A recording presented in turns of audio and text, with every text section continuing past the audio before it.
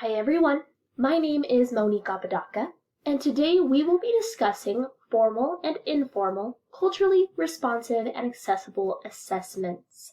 What exactly are those things? How can we do them? And how is this best for our students here at Swallows Charter Academy? To begin with, we need to determine the difference between assessment and evaluation. Very similar, but they do have two different meanings.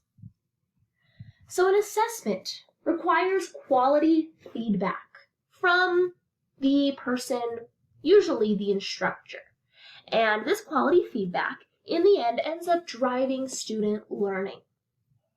Assessments also identify students' weaknesses and strengths, and this shows us what type of support we can give our students in those areas to build on their strengths and also help with their weak areas.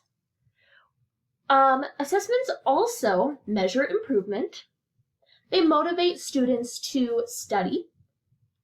They help us evaluate different teaching methods, what's working and what's not. And finally, it helps us rank our students within the whole group. And a lot of the time, that will rank also at the state and national levels, as well as the district. Our main two types of assessments are formative assessments, which help us improve, and summative assessments, which help us make decisions in the end. Now, you all here in our meeting most likely are giving summative assessments. You give unit assessments, chapter assessments, whenever you finish a unit or a topic. Now, moving into what an evaluation is. This is not having strong feedback for students. This is looking at their quality of their performance. So they need to achieve a standard, achieve multiple standards. We want to know what they know. So this is an ongoing process. Number one, this is the purpose of our educational system. We want students to meet those standards. That's the point. All third graders need to know this information. All high school seniors need to know this information. So in this way, they collect relevant information. With an evaluation, we learn valuable and useful ideas to share with others. We can analyze and interpret information of our learners. And finally, we can make classroom management and decision-making skills off of these evaluations. So more than likely, all of you in this room have had an evaluation this year or multiple evaluations this year. So we as teachers need to be evaluated so that we know our quality of our performance. We should also be doing those things for our students. Why is assessment so important? Demonstrating your understanding is critical to the learning process. There's no way to know if a student is learning if they're not able to demonstrate that they are. Now, this does not always need to be in a form of an exam. This can be off of a choice board. What do students like to do, and how can they demonstrate to you that they understand a concept? And it's essential to evaluate if they're learning to understand if your standards are being met. Do your students know how to do long division? You'll only know that by them demonstrating their understanding. All in all, assessment is going to affect the following 6 things. Number 1, students' grades. Where they are placed. This is going to become particularly important once they reach the high school level. Advancement. So again, once they get to that high school level and classes start varying. Instructional needs. What additional support do they need? Or do they need to be pushed a little bit more? Maybe they are gifted in reading or math.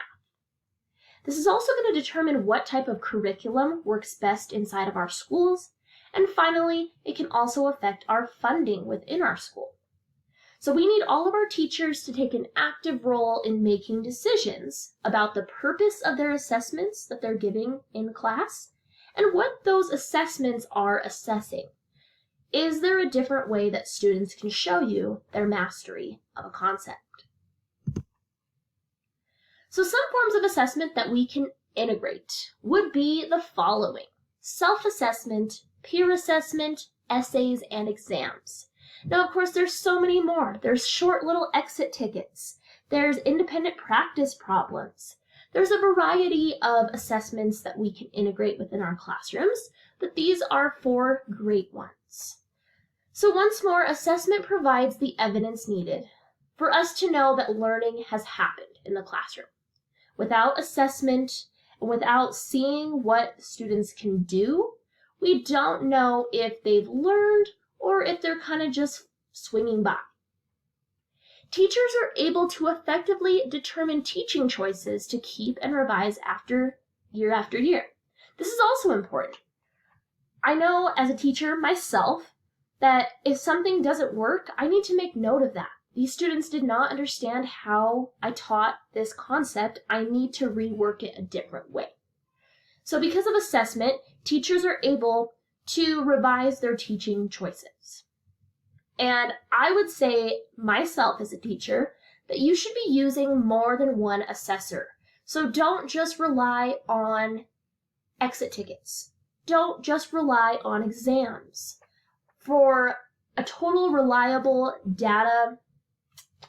use of data, you want to use multiple assessors. So let's break these down a little bit. A self-assessment. This is not self-grading, although it sounds a lot like it. With the self-assessment piece, the student is going to mark their work based on the rubric or the criteria that you give them. So they can work in portfolios, logs, interviews. I know in a lot of foreign language classes, they rely on interviews. Peer assessment is basically the same thing, except they're with a peer instead of by themselves. So you are still going to give them a rubric or criteria to grade off of, but they're going to work with each other.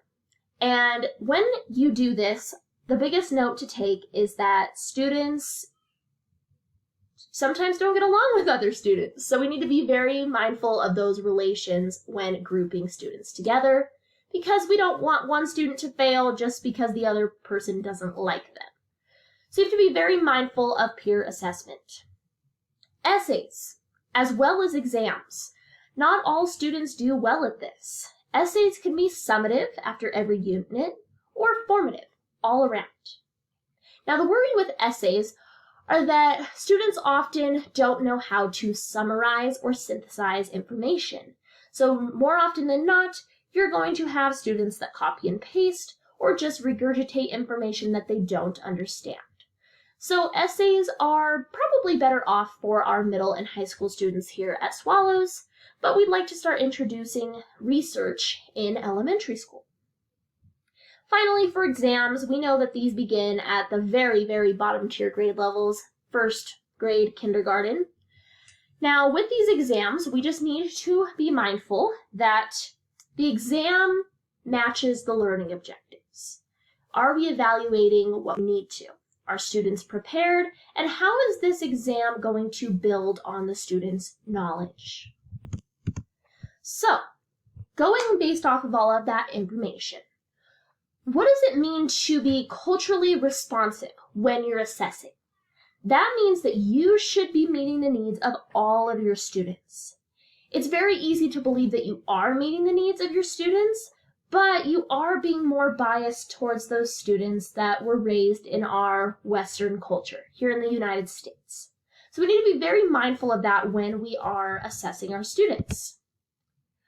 All instruction is culturally responsive. It responds to a type of culture. But again, the question is, to which culture is it currently oriented? Which culture is it abiding to? Normally, it's going to be the Western culture, which our students grow up in. So some ways that educators can make their assessments culturally responsive is, number one, to really look at the translation piece. This is really going to go for our ELL students. We should be assessing them in the primary language in which they're taught. Majority of the time that will be English, but there are some exemptions. This is the most important one. Do not assume if you're translating that it is valid. A lot of the time, it's not valid. So we have to be very, very careful. And we should be using very clear language so that it can be easily translated. And if it comes down to it, we should always let students choose the language in which they're comfortable. Teachers can also utilize rubrics, which are easier for students to make sure they're hitting all of the pieces of a project. And we can also offer students to present and write in their home languages. Prior knowledge should always be accessed within the classroom. That's how we scaffold students. That's how we make real-life connections and how students can collaborate and really understand concepts.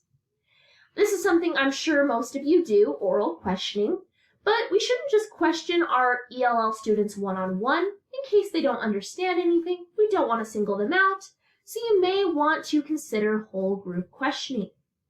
And finally, performance assessments. Those are also going to be based off students' experiences. Now remember, some of our ELL students may have not experienced some things that our current students have in the Western nation. So to be very, very careful of assessing students on things that they are able to identify and are able to experience. Now let's discuss ineffective assessments versus effective ones. Of course, there's both. Now, this isn't going to tell you that a test is ineffective. These are things that you should look for if a test or a rubric or an exit ticket is effective or ineffective. So mostly, let's take a look at effective here. The things that you would want to include to make your assessment most effective is reasoning, essential questions, close reading and writing. They can really look in there. We don't want to have any bias or propaganda within our questions. Critical thinking is huge and should be applied to experiences that students have had. Strengths and weaknesses are identified for students. So a test that worked for your students last year should not just be assumed to be a test that works for your students this year. You really need to look at your students and make sure that this type of assessment works for them. Now, some pieces that make an assessment ineffective are being very indirect of what a student is learning. The language might be hard to understand. It's not clear. Students don't know what they should be doing.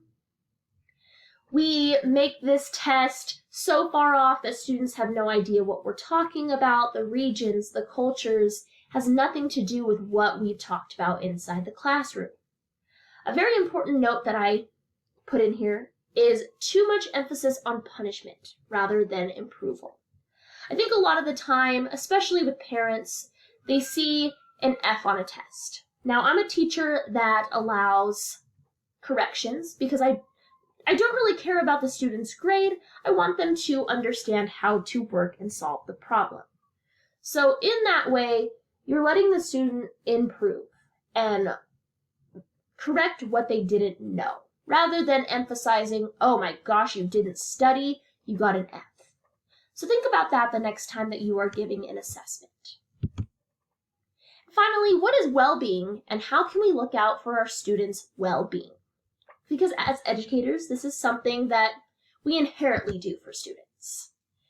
Well-being is a positive sense of self, spirit, and belonging. And that's going to come from all of our needs and emotions being met and accepted. So the greater well-being that students have, the better their academic achievement will be, because they don't need to be focusing on anything else outside of their education. So if they're in the classroom worried about other things, they're not going to be focusing on achieving on that test today. So we really need to make sure we are meeting the needs of our students' well-being so that they can achieve greater academic